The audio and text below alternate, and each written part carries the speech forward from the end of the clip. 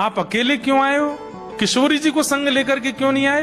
ठाकुर जी बोले तुम तो अंधे हो, तुमको कैसे पता कि मेरे साथ किशोरी जी नहीं आई?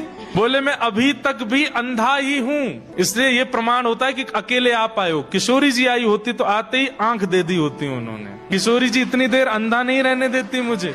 तो ठाकुर जी बोले अच्छा, फिर लगी शर्त, अभी किशोरी जी को बुलाऊं, अगर उनने आए करके बिना पूछे आंख नहीं दी तो बाबा तू हार जाएगा, फिर जो कहूंगा सो करना पड़ेगा।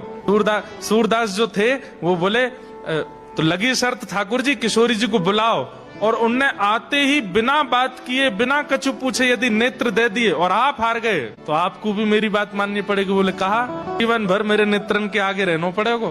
ठाकुर जी बोले ठीक है, शर्त लगी। तुरंत किशोरी जी को आह्वान की हो। राधे राधे में ही तप्त कांचन गौरांगी श्री राधे वृंदावनेश्वरी प्रकट हो गई।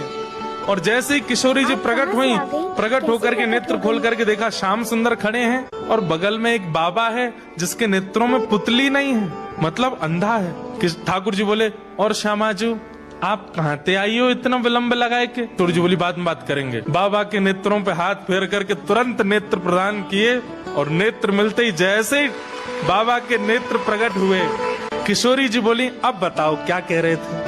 बोले क्या कह रहे थे, क्या कह